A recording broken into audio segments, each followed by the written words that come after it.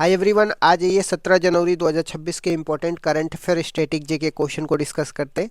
So let's get started without any further delay. प्रश्न संख्या 1 से स्टार्ट करते हैं। अरुणोदय अभियान और बोड़ा त्यौहार का संबंध किन राज्यों से है? तो अरुणोदय अभियान का संबंध महाराष्ट्र सरकार द्वारा चलाया गया सिकल सेल अनीमिया की जांच के लिए है। बोड़ा त्यौहार हिमाचल प्रदेश की हट्टी जनजाति का 1 महीने का चलने वाला त्यौहार है। अब बात करते हैं सिकल सेल अनीमिया की। यह एक अनुवांशिक रक्त विकार है जिसमें आरबीसी का आकार हाशियाकार हो जाता है। भारतीय सेना दिवस की बात करते हैं तो 15 जनवरी को भारतीय सेना दिवस मनाया गया है। 2026 को सेना ने नेटवर्किंग और डेटा सेंट्रिसिटी का वर्ष घोषित किया है। नेक्स्ट क्वेश्चन पे आ जाते हैं। केंद्र सरकार ने मवेशियों की किन नई सिंथेटिक नस्लों की पंजीकृत किया है? काइन फ्राई और वृंदावनी नस्लों को पंजीकृत किया है। ये अधिक दूध देने वाली गाय की नस्लें हैं, ये भी आपको ध्यान में रखना है। काइन फ्राई की बात करते हैं तो एनडीआरआई करनाल हरियाणा में तैयार हुई है। और वृंदावनी की बात करते हैं तो बरेली उत्तर प्रदेश में तैयार हुई है। अभिशान की बात करते हैं तो यह राजस्थान में तैयार की गई भेड़ की नस्ल है, तो ये भी आपको ध्यान में रखना है। नेक्स्ट क्वेश्चन पे आ जाते हैं। हाल ही में किस राज्य ने कोकबोरोक भाषा के लिए रोमन लिपि को स्वीकार करने की घोषणा करी है? तो त्रिपुरा के मुख्यमंत्री मणिक शाह ने रोमन लिपि को परीक्षाओं के सभी स्तरों में पेश करने की सहमति दी है। कोकबोरोक की बात करते हैं तो यह त्रिपुरा की बहुसंख्यक वक्ताओं द्वारा बोली जाने वाली मुख्य भाषा है। नेक्स्ट क्वेश्चन पे आ जाते हैं। डोनाल्ड ट्रंप ने गाजा क्षेत्र के लिए किस नए निकाय की घोषणा करी है? बोर्ड ऑफ पीस की घोषणा करी है, जिसको शांति बोर्ड बोला जाता है। युद्ध के बाद गाजा के दैनिक शासन प्रबंधन के लिए 15 सदस्यीय फिलिस्तीनी टेक्नोक्रेट समिति बनाई गई है। यह समिति शांति बोर्ड की देख रेख में काम करेगी, जिसका अध्यक्ष स्वयं डोनाल्ड ट्रंप करेंगे। गाजा पट्टी की बात करते हैं तो गाजा पट्टी की सीमा इजराइल और मिस्र से लगती है और यहाँ राफा मार्ग स्थित है, ये भी आपको ध्यान में रखना है। नेक्स्ट क्वेश्चन पे आ जाते हैं। हाल ही में किस नेता ने अपने नोबेल शांति पुरस्कार मेडल डोनाल्ड ट्रंप को भेंट किया है? वेनेजुला के विपक्ष की नेता मारिया कोरिना मचाडो ने शांति का नोबेल पुरस्कार डोनाल्ड ट्रंप को भेंट किया है। मारिया वेनेजुला में निकोलस मादुरो के विरोध में है और उन्हें उनकी स्वतंत्रता के प्रति प्रतिबद्धता के लिए यह पुरस्कार मिला है। नेक्स्ट क्वेश्चन आ जाते हैं। उपभोक्ता मूल्य सूचांक, जिसको सीपीआई बोलते हैं, और थोक मूल्य सूचांक, जिसको डब्ल्यूपीआई बोलते हैं, में मुख्य अंतर क्या है? डब्ल्यूपीआई थोक या बल्क स्तर पर मूल्य परिवर्तन मापता है, जबकि सीपीआई खुदरा स्तर पर मुद्रास्फीति को मापता है। डब्ल्यूपीआई में केवल वस्तुएं गुड्स शामिल होते हैं, जबकि सीपीआई में वस्तुएं और सेवाएं जैसे शिक्षा और स्वास्थ्य दोनों ही शामिल होते हैं। आरबीआई महंगाई को मापने के लिए सीपीआई का ही उपयोग करती है, तो ये भी आपको ध्यान में रखना है। नेक्स्ट क्वेश्चन में आ जाते हैं। जीवित जीवों में आयरन सबसे महत्वपूर्ण तत्व क्यों है? क्योंकि यह हीमोग्लोबिन द्वारा ऑक्सीजन के परिवहन और भंडारण में मुख्य भूमिका निभाता है। आयरन की कमी से ऑक्सीजन की आपूर्ति कम हो जाती है, जिससे थकान, चक्कर आना और अनीमिया जैसी समस्याएं होती हैं। महिलाओं को मासिक धर्म के कारण होने वाले रक्त की हानि की भरपाई के लिए पुरुषों की तुलना में दुगुना आयरन की मात्रा की आवश्यकता होती है। मिलेट्स, बिना पॉलिश वाले चावल और हरी पत्तेदार सब्जियां आयरन के अच्छे स्रोत हैं, तो ये भी आपको ध्यान में रखना है। नेक्स्ट क्वेश्चन आ जाते हैं। टाइलर पुरस्कार 2026 किसने जीता है और इसे किस नाम से जाना जाता है? अमेरिकी वैज्ञानिक टोबी कियर्स ने इसे जीता है और इसे पर्यावरण का नोबेल पुरस्कार भी कहा जाता है। टोबी कियर्स को यह पुरस्कार मिट्टी के नीचे छिपे फंगल नेटवर्क और कवक जैव विविधता पर उनके शोध के लिए दिया गया है। नेक्स्ट क्वेश्चन पे आ जाते हैं। अंतर्राष्ट्रीय अंतरिक्ष स्टेशन से पहला मेडिकल इवैक्यूएशन मिशन किसने पूरा किया है? एलन मस्क के नेतृत्व वाली कंपनी स्पेस एक्स ने पूरा किया है। यह आईएसएस से पहला चिकित्सा निकासी अभियान था, जिसमें नासा, जाक्सा जापान की स्पेस एजेंसी है, और रोस्कोमास जो रूस की एजेंसी है, ने अंतरिक्ष यात्रियों को वापस लाया है। ये अंतरिक्ष यात्री स्पेस एक्स के ड्रैगन कैप्सूल से पृथ्वी पर लौटे हैं और कैलिफोर्निया के सैंडियागो तट पे उतरे हैं। नेक्स्ट क्वेश्चन पे आ जाते हैं। इंडियन ओलंपिक एसोसिएशन ने राष्ट्रीय ओलंपिक शिक्षा और विकास कार्यक्रम कहाँ पे लॉन्च किया है? गुजरात, अहमदाबाद में लॉन्च किया है। इंडियन ओलंपिक एसोसिएशन के अध्यक्ष की बात करते हैं तो पीटी उषा है। नेशनल ओलंपिक एकेडमी की बात करते हैं तो इसका निर्देशक गगन नारंग है और यह शूटिंग के लिए बनाया गया है। अंतर्राष्ट्रीय ओलंपिक समिति की बात करते हैं तो इसका मुख्यालय लुसाने, स्विट्जरलैंड है, तो ये भी आपको ध्यान में रखना है। नेक्स्ट क्वेश्चन में आ जाते हैं। हाल ही में आईटीबीपी और बीएसएफ के नए प्रमुख किसे नियुक्त किया गया है? आईटीबीपी के प्रमुख शत्रुजीत सिंह कपूर को नियुक्त किया गया है और बीएसएफ के प्रमुख प्रवीण कुमार को नियुक्त किया गया है। अतिरिक्त पॉइंट की बात करते हैं तो आईटीबीपी की स्थापना 1962 भारत चीन युद्ध के बाद हुआ था। बीएसएफ की स्थापना की बात करते हैं तो 1965 में हुआ था और यह भारत पाकिस्तान और भारत बांग्लादेश की सीमा पर तैनात है, तो यह भी आपको ध्यान में रखना है। आईएनए के प्रमुख कौन है? राकेश अग्रवाल को नियुक्त किया गया है, तो यह भी आपको ध्यान में रखना है। नेक्स्ट क्वेश्चन में आते हैं, अमेरिका ने किस संगठन को हाल ही में आतंकवादी संगठन घोषित किया है और इसका संबंध किन देशों से है? नेक्स्ट क्वेश्चन पे आ जाते हैं, अमेरिका ने किस संगठन को हाल ही में आतंकवादी संगठन घोषित किया है और इसका संबंध किन देशों से है? तो मुस्लिम ब्रदरहुड से है। मुस्लिम ब्रदरहुड को अमेरिका ने आतंकवादी संगठन घोषित कर दिया है। इसका संबंध इजिप्ट, लेबनान और जॉर्डन से है। यह संगठन गाजा पट्टी के हमास को सहायता प्रदान करता है जो इजराइल के विरोध में है। जॉर्डन की बात करते हैं तो जॉर्डन की राजधानी अम्मान है और यहीं पे डेड सी है।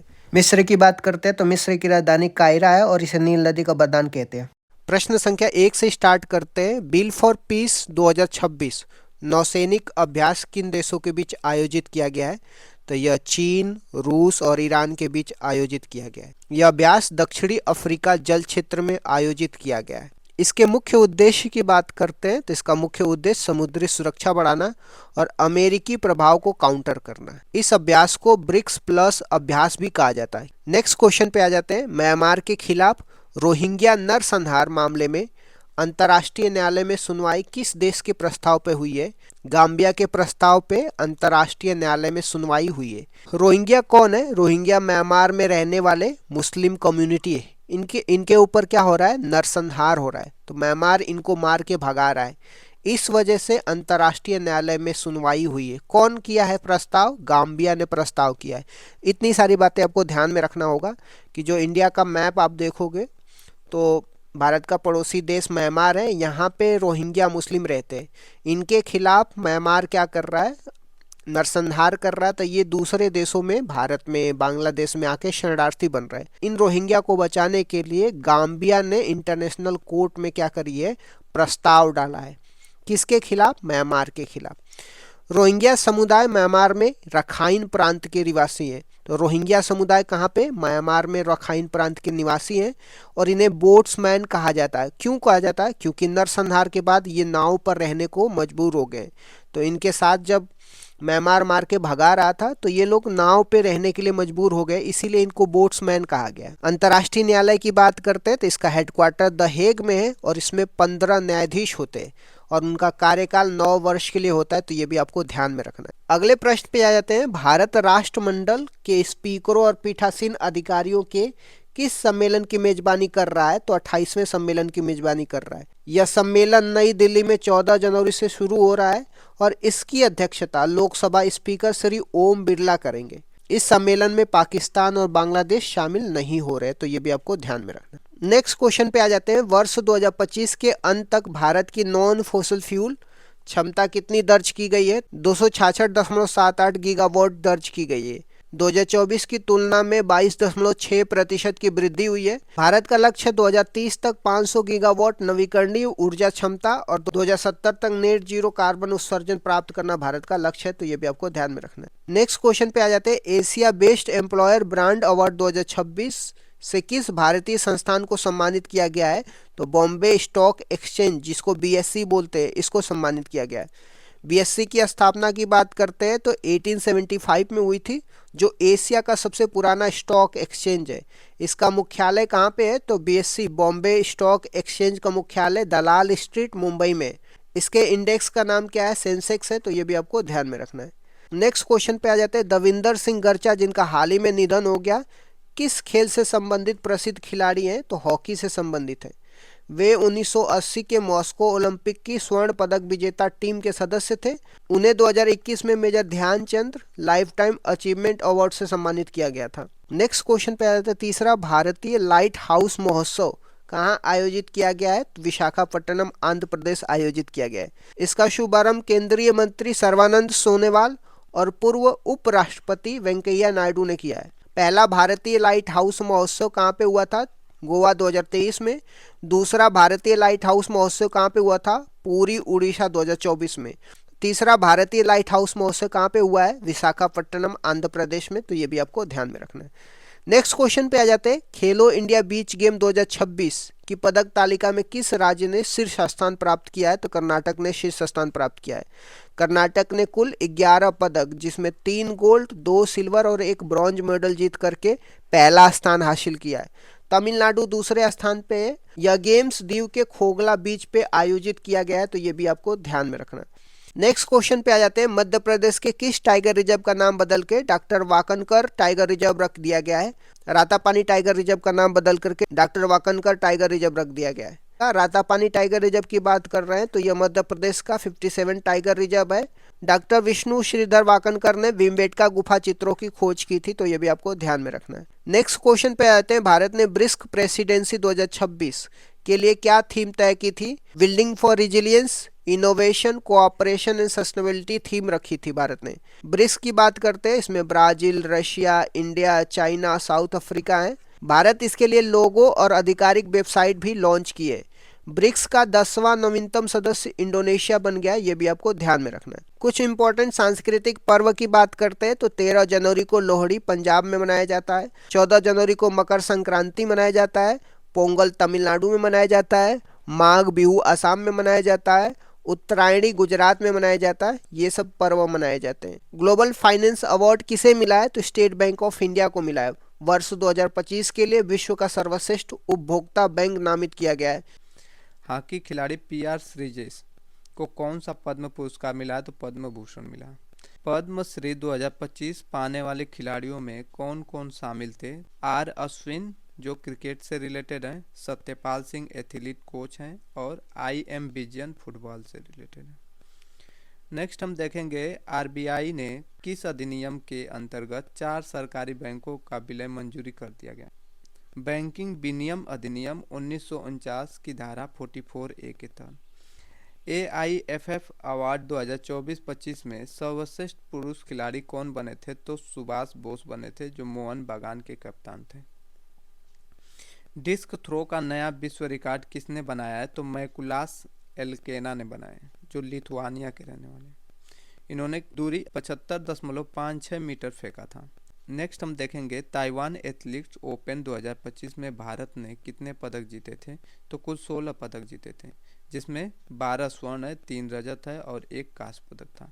भारत पदक तालिका में प्रथम स्थान पे था। क्लाउड सीडिंग, ये कृत्रिम वर्षा किस उद्देश्य से शुरू की गई है? तो वायु प्रदूषण से निपटने के लिए। दिल्ली सरकार और आईआईटी कानपुर की मदद से ये किया गया है और राजस्थान में भी अगस्त 2025 में ड्रोन आधारित कृत्रिम वर्षा शुरू करने वाला पहला राज्य बन गया था। भारतीय साइबर अपराध समन्वय केंद्र I4C की राष्ट्रीय ब्रांड एम्बेसडर कौन बनी है? तो रश्मिका मंदाना बनी। NIIT फाउंडेशन के साइबर सुरक्षा जागरूकता अभियान के राजदूत कौन बने? तो विश्वनाथन आनंद बने। समर्पित GCC नीति लाने वाला पहला राज्य कौन बन गया है? तो मध्य प्रदेश बना है फरवरी 2025 में। महाराष्ट्र ने सितंबर 2025 में GCC नीति लागू करी है। प्रलय मिसाइल का सफल परीक्षण कब और कहां किया गया है? तो जुलाई के अंदर किया गया। APJ अब्दुल कलाम द्वीप उड़ीसा के अंदर और DRDO ने किया था। SCO की बैठक 2025 में भारत का प्रतिनिधित्व किसने किया है? तो अजित डोभाल ने किया था, राष्ट्रीय सुरक्षा सलाहकार हैं और बीजिंग चाइना में हुआ था। COP30 जलवायु सम्मेलन 2025 कहाँ आयोजित हुआ है? तो बेलम ब्राजील के अंदर हुआ है। अतिरिक्त बात देखेंगे UNFCCC के अंतर्गत आता है ये। नेक्स्ट हम देखेंगे पर्यावरण 2025 राष्ट्रीय सम्मेलन का उद्घाटन किसने किया है? तो द्रौपदी मुर्मू ने किया, स्थान नई दिल्ली में। मानव विकास सूचकांक HDI 2025 में भारत का स्थान क्या रहा? तो 130वां रहा। कितने देशों में? तो 193 देशों में। शीर्ष स्थान पे कौन था? तो आइलैंड था। बिहार विधानसभा चुनाव 2025 के बाद किसने सरकार बनाई है? तो नीतीश कुमार NDA गठबंधन के साथ 202 सीटें जीती हैं। संयुक्त सैन्य अभ्यास डेजर्ट साइक्लोन 2025 किन देशों के बीच हो रहा है? भारत संयुक्त अरब अमीरात के बीच हो रहा है। यह अभ्यास का दूसरा संस्करण है। इसकी आयोजन स्थल की बात कर रहे हैं तो अबू धाबी UAE में हो रहा है। टाइम पीरियड 18 से 30 दिसंबर 2025 तक होगा। उद्देश्य क्या है इसका? रेगिस्तानी परिस्थितियों में संयुक्त सैन्य क्षमता को बढ़ाना है।